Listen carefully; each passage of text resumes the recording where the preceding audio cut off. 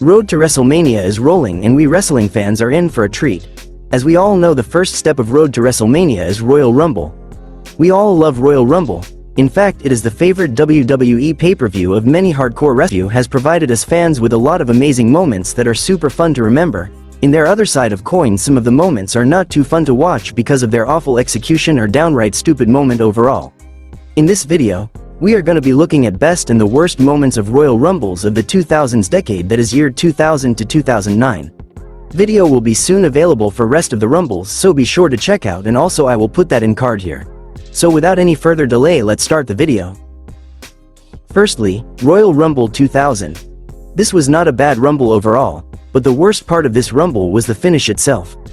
The finish was Big Show trying to ram over The Rock and The Rock dodging the ramming by pulling the top rope on the apron. It was clear that both feet of The Rock touched the floor too, but he was the winner because it was not clearly seen by fans and was way long before social media. It was sure that there was a bit of a lull in the finish of the match. Now to the best part, that is The Rock winning the Rumble. I know it sounds a little corny, but hear me out. The Rock was already super over at this point, but still winning the Rumble was something that he had yet to achieve, plus the fans were super engaged with The Rock's work in the company. So, the Rumble of 2000 was fun and well written, and The Rock winning was a good choice. Now, onto Royal Rumble 2001. Firstly, the negative, the worst moment. Surprisingly, this Rumble was way too good with having way too less bad moments. This was tough to compile, but nothing is perfect, as there was surprise participant, comedian Drew Carey. I don't know about you guys, but I really don't like when WWE engages celebrities, especially with those who don't have knowledge of wrestling whatsoever. This was pretty lame. He came and went, had his little moment, and that's all. The best moment of this Rumble was Kane's masterclass performance. Holy hell, Kane was absolute menace in this match, as he was wrecking havoc in the ring. Kane eliminated staggering 11 superstars, which was Rumble record at that time. Royal Rumble 2002 is next. The worst part about this Rumble is, it was hard to find out, it's none. The 2002 edition of Royal Rumble was super entertaining. But a little off moment of this Rumble was winner. That is Triple H. I am not saying it's bad. In fact, Triple H was the best choice that year for the winner. It is because the choice was pretty obvious. WWE was rubbing and molding Triple H since his return from quad injury, and we WWE fans knew all the way as soon as Hunter entered, yep, he was gonna win. The best part about this Rumble was, the GOAT, Maven eliminating The Undertaker. This was funny, shocking, epic, everything at same time. It was Maven's first in-ring showcase, and he came out dropkicked and eliminated The Undertaker, who was dominating the whole first half of the Rumble. Rumble magic showed off in this moment. Expect the unexpected. Next is Royal Rumble 2003, and the downright bad part of this Rumble was, sorry to be repetitive, yet again, none. Royal Rumble 2003 was decent and entertaining. But for the sake of the video, I noticed a lull part in this Rumble, which is not too bad, but it bugs me a little. That is some of the dead spots. There was a bad dead spot in the middle, and some of the choices were all over the place. Test, Jamal and Rikishi all getting over 14 minutes, while Los Guerreros, Edge and Mysterio were all afterthoughts. And the best part about this Rumble was, repetitive yet again, that is, the winner Brock Lesnar. WWE did a good choice on choosing Brock as the Rumble winner, as the company was banking their future on Lesnar. Also, the Final Four was also pretty solid with the big guys, Batista, Lesnar, Undertaker and Kane. 2004 edition of the Royal Rumble is next, where the worst part was, in a good way, yep, the winner, Chris Benoit. He was a good choice though, and 2004 Rumble was more like a one-man show to elevate Benoit, but because of his future actions it became the worst part. 2004 Royal Rumble is rarely spoken. We can't watch it on WWE Network. We have to watch cut-off highlights of the show. The special pay-per-view like Royal Rumble 2004 is always skipped because of the tragedy, and that make it super dull. And the best part was Chris Benoit eliminating the Big Show to win the Rumble, which in my opinion is one of the coolest Rumble eliminations ever. Big Show tries to throw Benoit out, but Benoit hooks a front facelock and holds on for dear life. Slowly, Benoit uses his momentum to pull Show over the top rope and to the floor, winning the Royal Rumble match. The year 2005 is next, which is my personal favorite year of WWE. But speaking about the Rumble, you gotta admit it was one of the most memorable ones. The worst part of this Rumble is, arguably one of the iconic ones too, the ending botch and Vince McMahon tearing his quads. The final two were John Cena and Batista. Both were favorites to win the Rumble, but originally it was planned for Batista to win it.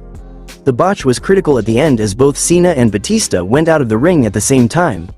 And here comes Vince, furious and angry as ever, as Vince throws his jacket down. He's angry, he slides into the ring and he tears his quad as he tries to get up.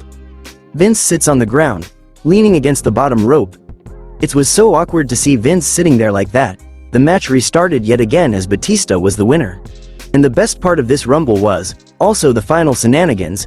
Admit it, folks, without this moment the Rumble of 2005 would not have been memorable at all.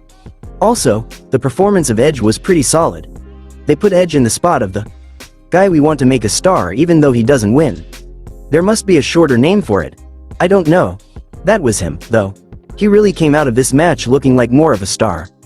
A few months later he'd win the first Money in the Bank match and his career would really take off. Jumping onto 2006, the bad part about this Rumble is way dragging in the middle phase. Bros, the middle part of this Rumble was torture as they were dragging a lot with jobbers dwelling around and no fun spots happening. The ending part is awesome though, as we mentioned the best part. Rey Mysterio winning the Rumble, which was a huge shock at that time. Everyone was rooting for Triple H. Triple H was on everyone's eyes as Rey was just an underdog and was slowly gaining popularity because of demise of Eddie Guerrero, which Rey was mentioning a lot after he was gone. But as Royal Rumble stands, expect the unexpected as Rey Mysterio won the Rumble, set record for lasting the longest in Rumble history and also eliminating way bigger opponents along the way. Next year is 2007. This year delivered one of the best Rumbles with very few bad aspects and lot of good ones. The bad part of this Rumble is, again, it's super hard to say, none. This Rumble was perfect overall. The Great Khali seemed little clumsy as he always is, but it was not that bad. Moving on to the best part, in holy hell, I have a lot to say about this one. The ending phase with hometown boy Shawn Michaels and The Undertaker was super cool. In my opinion, this is the coolest final two moment in WWE history. Both Texans brawled and showed off their amazing work and professionalism in the ring with full suspense and entertainment. The moment where Taker does his trademark sit-up and Michaels does the kip-up is to this day one of the iconic Rumble moments ever. Undertaker was the winner, where he looked ripped and healthiest as he has ever been. It was just really cool, especially if you're any kind of WWE historian, considering how much Michaels and Undertaker have meant to the company.